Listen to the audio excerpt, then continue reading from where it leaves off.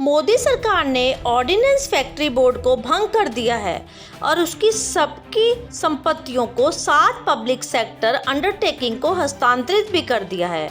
OFB जब पूरी तरह से वामपंथियों की कब्जे से मुक्ति हो जाएगी और सेना को समय पर हथियारों की डिलीवरी और उसकी गुणवत्ता के लिए भी जवाबदेही होगी। मोदी सरकार की यह फैसला आने वाले दिनों के लिए क्रांतिकारी कदम साबित होगा। रक्षा मंत्रालय ने 1 अक्टूबर से ऑर्डिनेंस फैक्ट्री बोर्ड ओएफबी को भंग कर दिया। उसकी सारी संपत्ति, कर्मचारियों और प्रबंधन को 7 सार्वजनिक क्षेत्र की इकाइयों को पब्लिक सेक्टर अंडरटेकिंग पीएसयू के हवाले कर दिया।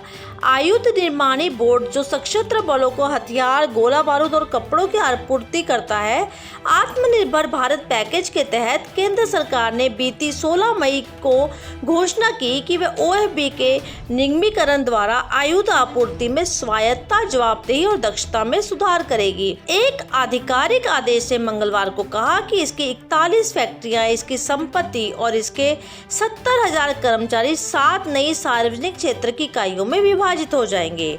ओएफबी का सालाना कारोबार लगभग 19,000 करोड़ रुपए है, यानी 19,000 करोड़।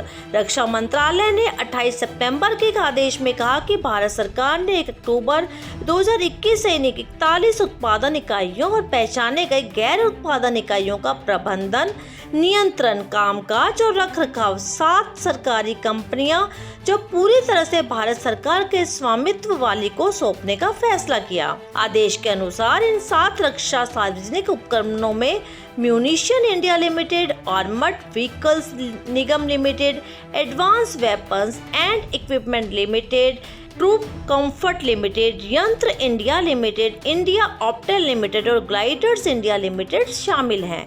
ओएफबी वर्तमान में एक रक्षा मंत्रालय के अधीनस्थ इकाई है और 3 सशस्त्र बलों एवं अर्धसैन्य बलों को महत्वपूर्ण हथियार और गोला बारूद की आपूर्ति करती है। आदेश के मुताबिक सरकार ने ओएफबी की प्रोडक्शन यूनिट और नॉन प्रोडक्शन यूनिट के सभी कर्मचारियों को नए डीपीएसयू को ट्रांसफर भी कर दिया है। इन कर्मचारियों को सेवा शुरू करने की नियत तारीख 1 अक्टूबर से 2 साल की अवधि तक बिना किसी प्रतिनियुक्ति भत्ते के काम करना होगा। आदेश में कहा गया है कि नई डीपीएसयू में से प्रत्येक को समायोजित किए गए कर्मचारियों की सेवा शर्तों से संबंधित नियमों और विनियमों को तैयार करना होगा। हर डीपीएसयू के 2 साल की अवधि के भीतर डीम्ड प्रतिनियुक्ति पर कर्मचारियों के स्थायी समायोजन के लिए एक विकल्प की तलाश करनी चाहिए। अवशोषित कर्मचारियों की सेवा शर्तें मौजूदा से कमतर नहीं होंगी। इस संबंध में नए डीपीएसयू का मार्गदर्शन करने के लिए डीओपी रक्षा उत्पादन विभाग द्वारा एक समिति का गठन किया जाएगा ताकि दिया गया अवशोषण पैकेज आकर्षक बने। तो ये है नया कदम हमारे मोदी सरकार का, ताकि जब 1962 में भारत और चीन के बीच युद्ध हो रहा था तब ऑर्डिनेंस फैक्ट्री बोर्ड में हड़ताल कर दी गई थी और भारतीय सेना बिना गोला बारूद के युद्ध हार गई थी।